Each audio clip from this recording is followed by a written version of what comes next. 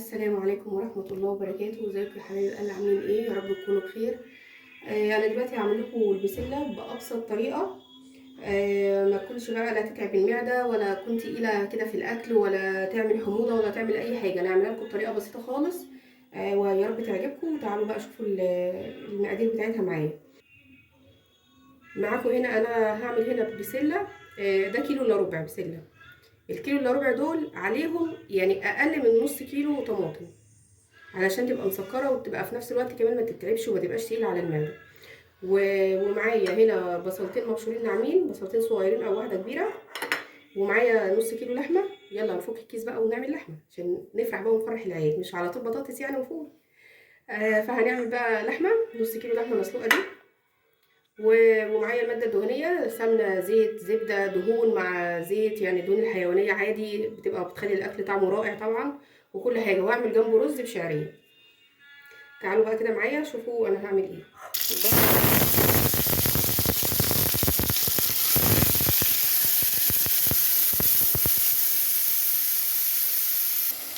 كده انا نزلت بمعلقه زبده على زيت او سمنه على زيت او اللي انتوا عايزينه، الماده الدهنيه يعني. حطيتها تسخن وبعد كده حطيت البصله يا دوبك اتشوحت بس اهي.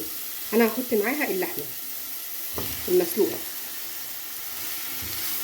ماشي، وهشوحها مع البصل عشان تاخد الطعم بتاع البصل.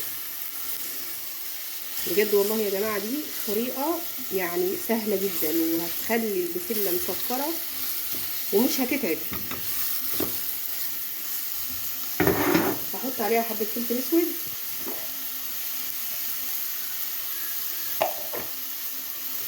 بس، واشوح فيها بقى شويه بس. يعني مش هحمر البصل، انا بس هشوح بس البصل مع اللحمه.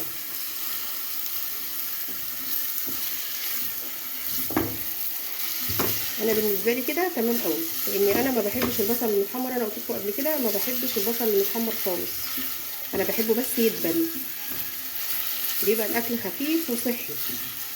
هي كده اتطعمت.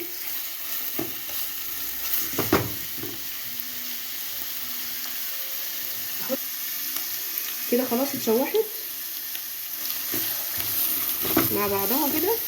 اروح بقى احط عليها البسله اللي انا غسلها كويس قوي اهي مع البصل واللحمه.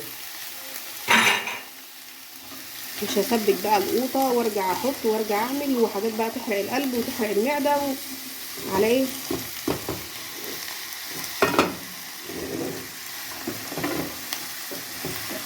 اهي هشوحهم بقى كلهم كده مع بعض. مش هتاخد دقيقه يعني عمالي البسله. استنى كده، احنا شوحنا البسله اهي مع البصل ومع اللحمه. شايفين البصل ابيض اهو يا جماعه، انا بس دبلته فقط لا غير، ابيض اهو يدبل بس اهو. هروح بقى نازله عليه بالطماطم المضروبه في الخلاط ومعاها فلفل احمر.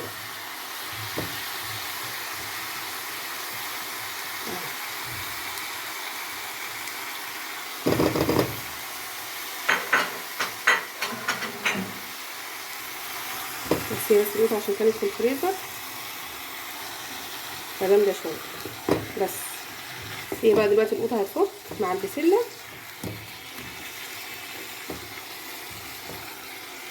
انا هسيبها كده على جنب وبعد كده عشان تفك وهغطيها وهرجع لكم تاني.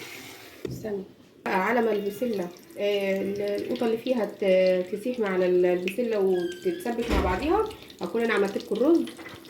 هنحط الماده الدهنيه وهحط الشعريه.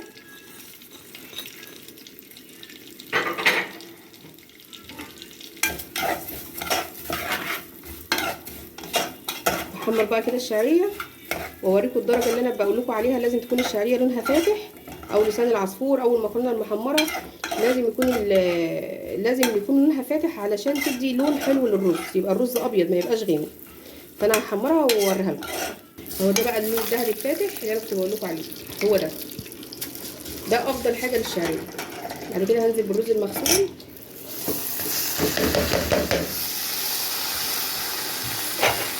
ده نص كيلو رز.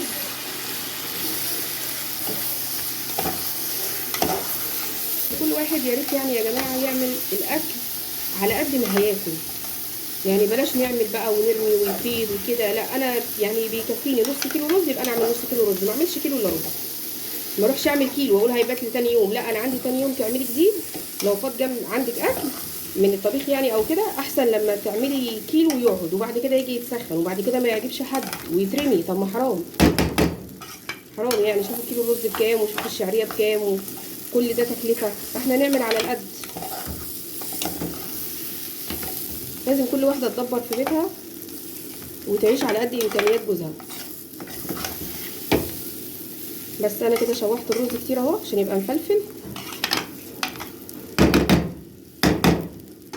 وهسقيه شوربه.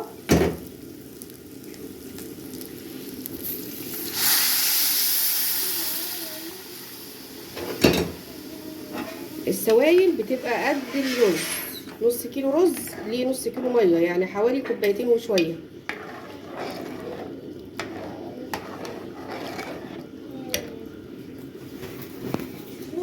وهحط له الملح بتاعه.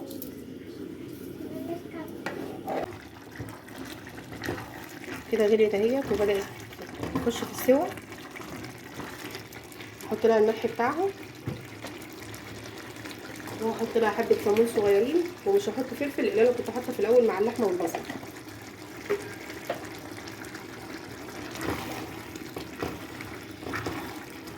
اهي بالطريقه دي. كده بقى انا هسيبها كمان شويه والرز على البوتاجاز على ما الرز يستوي هتكون هي استوت، وهوريها لكم هوريكم لونها وشكلها عامل ازاي وهتعرفوا. ورجعت لكم بقى تاني بعد ما البسله استوت. شوفوا بقى لونها، شوفوا شايفين اللون؟ لونها فاتح جدا. ليه؟ لان هي مش متسبكه والبصله مش متحمره وهي تعتبر ني في ني، فدي خفيفه جدا. واللحمه طبعا لما بتسلقيها وبتحطيها مع البصله تاخد غلوه مع الخضار اللي انت بتطبخيه، بتبقى شايفين اهي دايبه. اللحمه بتبقى دايبه خالص. وادي كده اكلتنا النهارده، وادي الرز مفلفل خالص، وادي الاكله بتاعتنا النهارده، ويا رب تعجبكم. ولو عجبتكم بقى القناه وعجبتكم الوصفه بتاعت البسله الجميله بتاعتي ديت، دوسوا لايك واشتركوا في القناه وفعلوا زر الجرس عشان يوصل لكم مني كل جديد. سلام عليكم.